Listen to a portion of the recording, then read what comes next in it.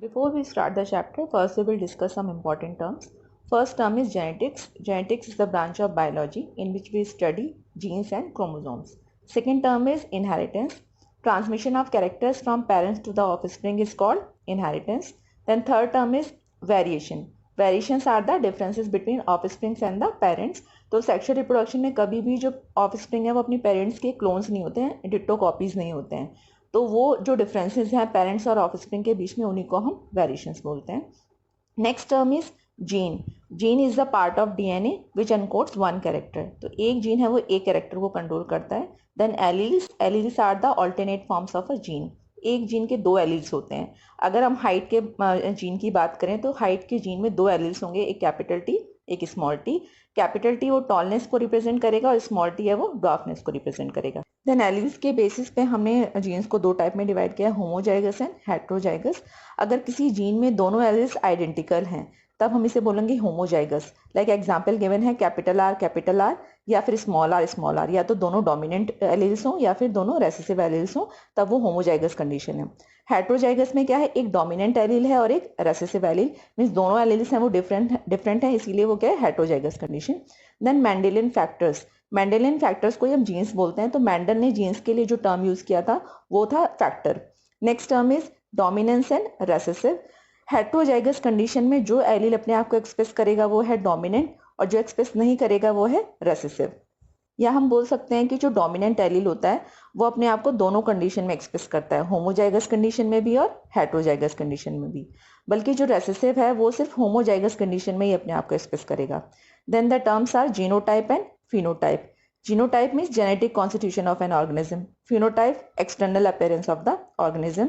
तो अगर हम हाइट के अकॉर्डिंग बात करें तो capital T and capital T small T, मतलब होमोजाइगस और हेट्रोजाइगस वाली कंडीशन है. दोनों ही प्लांट्स कैसे होंगे, ये टॉल होंगे. तो ये दिखने में तो हमें दोनों टॉल है, यानी फिनोटाइप क्या सेम है इनका, टॉल. लेकिन जो इनका जीनोटाइप है वो डिफरेंट है. एक तो इसमें होमोजाइगस है और दूसरा हेट्रोजाइगस है. Then Punnett square. Punnett square is the graphical representation of a cross. Punnett एक साइंटिस्ट थे जिन्होंने ग्राफिकली रिप्रेजेंट किया था क्रॉस को फर्स्ट टाइम. तो प्यूनेट स्क्वायर के थ्रू हम किसी भी क्रॉस को रिप्रेजेंट करते हैं graphically. Then last two terms are monohybrid cross and dihybrid cross. अगर हम सिंगल कैरेक्टर को लेके कोई क्रॉस करा रहे हैं then it is called monohybrid cross. अगर हम दो कैरेक्टर्स को लेके क्रॉस करा रहे हैं then it is called dihybrid cross. John Mendel is known as father of genetics. Mendel ने पी प्लांट और पाइसम सटाइवम प्लांट पे 7 ईयर्स तक एक्सपेरिमेंट किया था, 1856 टू 1863. वो जो मेथड यूज़ करते थे एक्सपेरिमेंट्स के लिए वो था आर्टिफिशियल हाइब्रिडाइजेशन मेथड. और एक्सपेरिमेंट्स के बाद उन्होंने 3 लॉज प्रपोज किए थे, law of dominance, law of segregation and law of independent assortment. Mendel ने जो वैरायटीज़ यूज़ की थी वो थी ट्रू ब्रीडिंग लाइन्स या प्योर लाइन्स. तो जो प्योर लाइन्स और ट्रू ब्रीडिंग लाइन्स हैं वो तब प्रोड्यूस होती हैं जब किसी भी फ्लावर में या प्लांट में सेल्फ पॉलिनेशन होता है फॉर सेवरल जनरेशंस तक. फिर मेंडल ने 14 ऐसी true breeding P varieties choose की थी जो पेयर में थी और जो सिमिलर थी except the one character only. Now the reasons why Mendel choose pea plant for his experiments. तो फर्स्ट रीजन था कि ये इजीली ग्रो हो सकता है. सेकंड कि ये बाइसेक्सुअल फ्लावर प्रोड्यूस करता है. थर्ड इसका जो लाइफ स्पैन है वो शॉर्ट होता है और ये large number of flower produce करता है. फोर्थ रीज़न है कि नॉर्मली तो ये जो प्लांट होता है ये सेल्फ पॉलिनेटिंग प्लांट है क्योंकि बाइसेक्सुअल फ्लावर प्रोड्यूस करता है. लेकिन जब भी मेंडल चाहते थे तो वो क्रॉस पॉलिनेशन कराते थे by the artificial hybridization method. और लास्ट इसका रीज़न है कि इसमें 7 कॉन्ट्रास्टिंग कैरेक्टर्स थे जो इनकी एनालिसिस को, रिजल्ट एनालिसिस को ईजी बनाते थे. इस स्लाइड में 7 कॉन्ट्रास्टिंग कैरेक्टर्स गिवन हैं जो मेंडल ने चूज़ किए थे अपने एक्सपेरिमेंट्स के लिए. तो सबसे पहला जो पी का कैरेक्टर है वो है सीड शेप. इसमें जो डोमिनेंट ट्रेट है वो है राउंड और रेसेसिव ट्रेट है रिंकल्ड. Then seed colour. तो सीड का कलर है वो दो हो सकते हैं, yellow and green. Yellow is dominant trait and green is recessive trait. Then flower colour. तो फ्लावर के दो कलर्स हो सकते हैं, violet and white. Violet is dominant and white is recessive. Then pod shape. Broad shape है वो full भी हो सकता है और कॉन्स्ट्रिक्टेड हो सकता है. तो full is dominant character and constricted is recessive trait. Then pod colour. Pod के दो कलर्स हो सकते हैं फिर green and yellow. Green is dominant and yellow is recessive. Flower position. Flower की दो पोजीशंस हो सकती हैं पी प्लांट में, axial and terminal. Axial is dominant trait and terminal is recessive trait. And last one is stem height. तो height में दो characters हो सकते हैं, तो टॉल हो सकता है प्लांट या फिर dwarf. Tallness is dominant trait and dwarfness is recessive trait. This is monohybrid cross or inheritance of one gene. तो मोनोहाइब्रिड क्रॉस होती है जिसमें हम सिंगल कैरेक्टर को लेके क्रॉस कराते हैं या सिंगल जीन को लेके क्रॉस कराते हैं। यहाँ पे डायग्रामेटिकली शो कर रखा है कि कैसे मेंडल सिंगल जीन की स्टडी करते थे। अगर हम एग्जाम्पल लें हाइट का, तो सबसे पहले मेंडल प्योर टॉल प्लांट और प्योर ड्वार्फ प्लांट में क्रॉसिंग कराते थे बाय आर्टिफिशियल हाइब्रिडाइजेशन मेथड। इसमें जब दोनों पेरेंट्स के गैमेट फ्यूज़ करेंगे तो F1 जनरेशन में हमें सारे जो प्लांट्स मिलेंगे वो मिलेंगे हेट्रोजाइगस, और दिखने में वो होंगे सारे के सारे टॉल, क्योंकि कैपिटल टी यहाँ पे डोमिनेंट एलील है, वो अपने आप को एक्सप्रेस करेगा हेट्रोजाइगस कंडीशन में। तो सारे प्लांट्स कैसे होंगे? टॉल होंगे। एफ2 जनरेशन के लिए मेंडल यूज़ करते थे सेल्फ पॉलिनेशन मेथड या सेल्फिंग मेथड, जिसमें वो सारे जो हेट्रोजाइगस प्लांट्स हैं F1 जनरेशन के, वो आपस में सेल्फ फर्टिलाइजेशन करके देन F2 जनरेशन की फॉर्मेशन होगी। तो यहाँ पे ये प्यूनेट स्क्वायर से शो हो रखा है। तो यहाँ पे प्यूनेट स्क्वायर में हम हॉरिजॉन्टली शो करते हैं फीमेल गैमेट्स को और वर्टिकली शो कर रखे हैं हमने मेल गैमेट्स। बॉक्सेस में फिर हमने उसके कॉम्बिनेशंस लिखे हुए हैं। इस क्रॉस के बाद जो हमें फिनोटाइपिक रेशियो मिलेगा वो मिलेगा 3:1, मीन्स 3 प्लांट्स हैं वो टॉल होंगे और 1 प्लांट है वो ड्वार्फ होगा। 3 टॉल प्लांट्स में से भी एक होमोजाइगस होगा और 2 हेट्रोजाइगस। होमोजाइगस मीन्स 1 जो प्लांट है वो कैपिटल टी है और जो 2 प्लांट्स हैं वो कैपिटल टी स्मॉल टी यानी हेट्रोजाइगस कंडीशन में है। मेंडल ने 3 लॉज ऑफ इनहेरिटेंस दिए थे। उसमें सबसे फर्स्ट लॉ है लॉ ऑफ डोमिनेंस। यहाँ पे लॉ ऑफ डोमिनेंस को एक्सप्लेन किया है with the help of monohybrid cross. किसी भी ऑर्गेनिज्म में कैरेक्टर्स को कंट्रोल करने के लिए जो यूनिट प्रेजेंट होती है उसको हम बोलते हैं जीन या फैक्टर।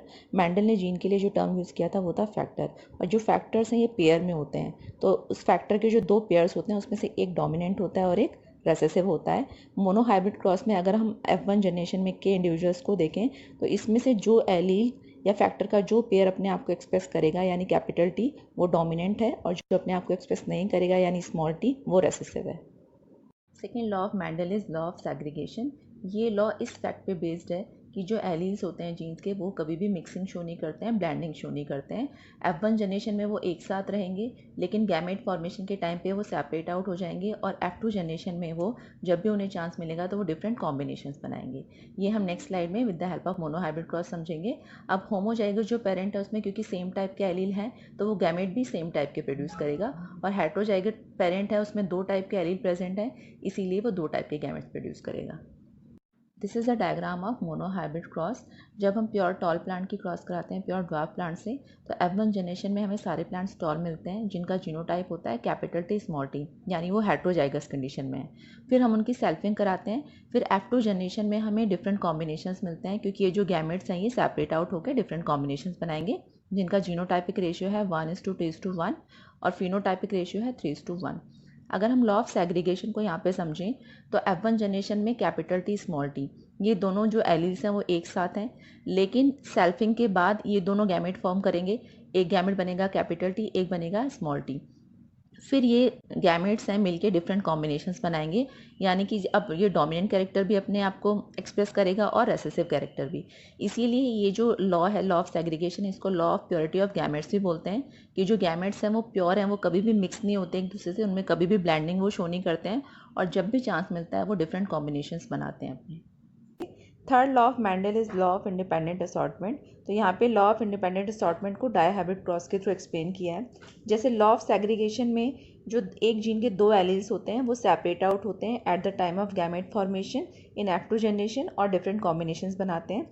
तो यहाँ पे लॉ ऑफ इंडिपेंडेंट असॉर्टमेंट में जो 2 जीन्स हैं 2 कैरेक्टर्स के वो इंडिपेंडेंटली सेपरेट आउट होते हैं इन F2 जनरेशन और डिफरेंट कॉम्बिनेशंस बनाते हैं। This is dihybrid cross. Dihybrid cross में हम 2 कैरेक्टर्स को लेके क्रॉस कराते हैं। तो यहाँ पे हम सीड के जो 2 कैरेक्टर्स ले रहे हैं वो है एक तो सीड की शेप राउंड एंड रिंकल्ड, और सीड का colour yellow and green. Round और येलो डोमिनेंट कैरेक्टर्स हैं, रिंकल्ड एंड ग्रीन ये रेसेसिव कैरेक्टर्स हैं। तो हम 2 प्लांट्स लेंगे, एक तो राउंड और येलो सीडेड प्लांट लेंगे और दूसरा wrinkled and green seeded plant लेंगे। उन दोनों की क्रॉसिंग कराएंगे। तो F1 जनरेशन में हमें जितने भी प्लांट्स मिलेंगे वो सब मिलेंगे हमें राउंड एंड येलो सीडेड, क्योंकि राउंड और येलो डोमिनेंट कैरेक्टर है इसलिए। फिर हम F2 जनरेशन के लिए इनकी सेल्फिंग कराएंगे। तो सेल्फिंग कराने के लिए हम सबसे पहले इनके गैमेट्स बनाएंगे। गैमेट्स बनाने की प्रोसेस है ये मैं नेक्स्ट स्लाइड में बताऊंगी। फिर हम पुनेट स्क्वायर के बॉक्सेस में उसके कॉम्बिनेशंस लिख देंगे और उसके बाद हम रिजल्ट एनालिसिस करेंगे। तो हम जो रिजल्ट हम देखेंगे इसमें आएगा 9:3:3:1 के रेशियो में हमें प्लांट्स मिलेंगे। 9 जो प्लांट्स मिलेंगे वो हमें राउंड और येलो सीडेड मिलेंगे, 3 plants round and green seeded, फिर 3 plants wrinkled and yellow seeded, और 1 प्लांट मिलेगा हमें रिंकल्ड एंड ग्रीन सीडेड। हम समझेंगे कि डायहाइब्रिड क्रॉस में हम गैमेट्स की फॉर्मेशन कैसे करते हैं। तो हम अलग अलग कैरेक्टर को लेके पहले कंसीडर करेंगे। सबसे पहले हम पहला एक कैरेक्टर लेंगे जो सीड की शेप है राउंड और रिंकल्ड, तो उसके लिए जो एलील रिस्पॉन्सिबल है वो है कैपिटल आर और स्मॉल आर, तो ये पहले हम अलग लिख लेंगे। उसके बाद दूसरा कैरेक्टर कंसीडर करेंगे। दूसरा कैरेक्टर है हमारा उसका कलर। सीड का कलर है हमारा येलो एंड ग्रीन, तो सेम वैसे ही हम कैपिटल आर के साथ में कैपिटल वाई फिर स्मॉल वाई लिखेंगे, स्मॉल आर के साथ में भी कैपिटल वाई स्मॉल वाई लिखेंगे। तो इसके बाद हमें 4 टाइप के गैमेट्स मिलेंगे, capital R capital Y, capital R small Y, small R capital Y, small R small Y. तो ये 4 टाइप के गैमेट्स हमें मिले। इन गैमेट्स को फिर हम प्यूनेट स्क्वायर में हॉरिजॉन्टली और वर्टिकली प्लेस कर देंगे, लिख देंगे, और उसके बाद बॉक्सेस में उसके कॉम्बिनेशंस लिख देंगे। फिर इसका रिजल्ट एनालाइज करने के लिए हम काउंट करेंगे बॉक्सेस के अंदर। सबसे पहले हम उन प्लांट्स को काउंट करेंगे जिसमें कैपिटल आर और कैपिटल वाई प्रेजेंट है सिर्फ, तो हमें ऐसे 9 कॉम्बिनेशंस मिलेंगे जिसमें कैपिटल आर और कैपिटल वाई प्रेजेंट है। फिर हम दूसरे काउंट करेंगे जिसमें कैपिटल आर और स्मॉल वाई प्रेजेंट है, यानी वो प्लांट्स सब कैसे होंगे, राउंड और ग्रीन, तो ऐसे में 3 कॉम्बिनेशंस मिलेंगे। फिर हम काउंट करेंगे जिसमें स्मॉल आर और कैपिटल वाई है, मीन्स रिंकल्ड और येलो प्लांट, तो हमें वो 3 मिलेंगे। और लास्ट में सिर्फ हमें एक ही प्लांट मिलेगा जिसमें स्मॉल आर और स्मॉल वाई प्रेजेंट होगा, यानी वो जो प्लांट होगा वो होगा रिंकल्ड और ग्रीन। इस स्लाइड में हम डिस्कस करेंगे कि ट्रेड्स अपने आप को कैसे एक्सप्रेस करते हैं। तो ट्रेड्स और कैरेक्टरिस्टिक्स हमें पेरेंट्स से मिलते हैं जीन्स की फॉर्म में, और फिर ये जीन्स प्रोटीन सिंथेसाइज करते हैं, मीन्स अपने आप को एक्सप्रेस करते हैं in the form of proteins. यहाँ पे जीन की डेफिनेशन गिवन है कि gene is a segment of DNA that carries information for the synthesis of protein.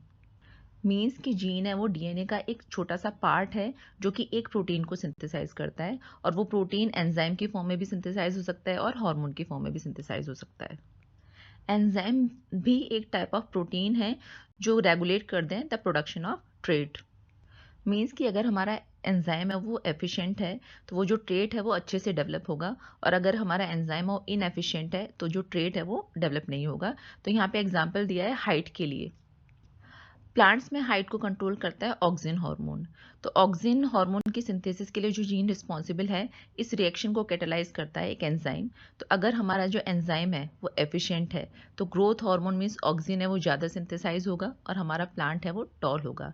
दूसरी तरफ अगर हमारा एंजाइम है वो इनएफिशिएंट है तो जो हमारा ग्रोथ हार्मोन है ऑक्सिन वो कम सिंथेसाइज होगा और जो हमारा प्लांट है वो शॉर्ट होगा। तो इस तरह से एंजाइम्स कंट्रोल करते हैं production of traits. Last topic is sex determination. Sex है वो 2 तरह से डिटरमाइन होता है ऑर्गेनिजम्स में, एनवायरमेंटली एंड जेनेटिकली। तो सबसे पहले एनवायरमेंटली स्नेल्स और रेप्टाइल्स में होता है। जैसे अगर हम रेप्टाइल्स की बात करें, अगर एग है वो हायर टेम्परेचर पे इंक्यूबेट है तो फीमेल्स प्रोड्यूस होंगी, अगर एग लोअर टेम्परेचर पे इंक्यूबेट है तो मेल प्रोड्यूस होंगे। ह्यूमन बींग्स में सेक्स डिटर्मिनेशन जेनेटिकली होता है, मेल और फीमेल के जो क्रोमोसोम्स हैं उनमें डिफरेंसेस की वजह से।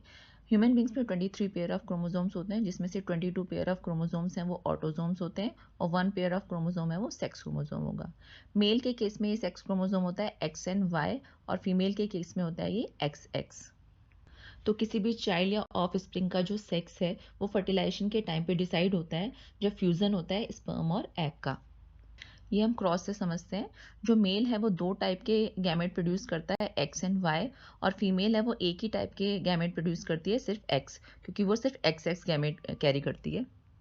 अगर एक्स कैरिंग स्पर्म फ्यूज करता है एग के साथ में तो फीमेल प्रोड्यूस होगी, और अगर वाई कैरिंग स्पर्म फ्यूज करता है एग के साथ में तो मेल प्रोड्यूस होता है।